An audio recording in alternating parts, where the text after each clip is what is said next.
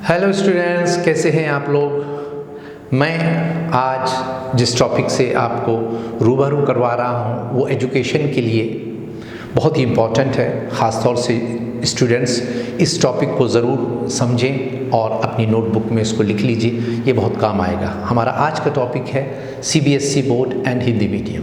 देखिएगा, CBSE central board of school education, ये 3 नवंबर 1962 को न्यू दिल्ली में इस्टेब्लिश्ड हुई थी और इसमें जो लैंग्वेजेस का इस्तेमाल होता है हिंदी एंड इंग्लिश में, इन दोनों लैंग्वेज में इसकी पढ़ाई होती है, इन दोनों लैंग्वेजेस में। और इसके जो चेयरमैन हैं वो हैं मनोज आहूजा, जो आईएएस ऑफिसर हैं। और इसमें जो बुक्स इस्तेमाल होती हैं वो एनसीईआरटी की बुक होती हैं। और नंबर ऑफ स्कूल्स, ये बहुत इम्पॉर्टेंट है, ये अपनी नोटबुक में लिख लीजिएगा। 21,271 स्कूल एफिलिएशन है इनका सीबीएसई बोर्ड से।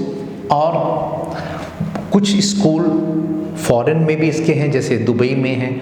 और क्योंकि वहाँ पर हिंदुस्तान के लोग जॉब करते हैं, उनको बच्चों के एजुकेशन के लिए फिर अगर वहाँ उन कंट्रीज़ में उनके स्कूल को फॉलो करते हैं तो लैंग्वेज का भी मसला आता है, तो इसलिए वहाँ पर भी सीबीएसई के हमारे स्कूल चलते हैं।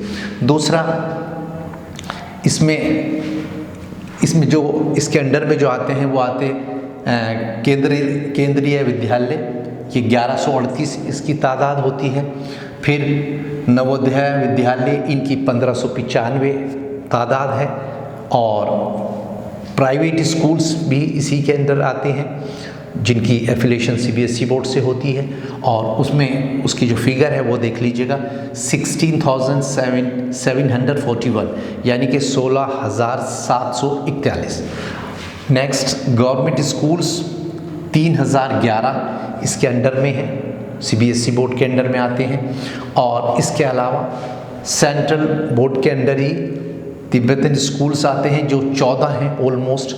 वो उनके कल्चर को और उनके हेरिटेज को प्रमोट करते हैं, ये भी हमारी जिम्मेदारी होती है।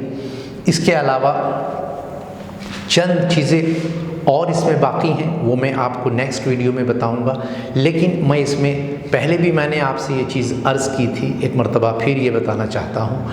देखिए, होता क्या है कि चाहे हम सीबीएसई बोर्ड की बात करते हैं या हिंदी मीडियम की, मैं इस बात से मैं बिल्कुल अग्री नहीं करता। बहुत से स्टूडेंट्स इस बात के बिल्कुल हमेशा इस बात को कहते हैं जब कहीं इंटरव्यू के लिए जाते हैं या किसी एग्ज़ाम की प्रेपरेशन करते हैं कि हमारी जो प्रेपरेशन हुई है, जो हमारी स्कूलिंग हुई है, वो हिंदी मीडियम से हुई है। मैं ये समझता हूँ कि ये डिपेंड करता है स्टूडेंट्स के ऊपर, आप कितने सिंसियर हैं, आपको लगन है, आपका कोई ज़िंदगी में गोल है, आप कुछ अचीव करना चाहते हैं।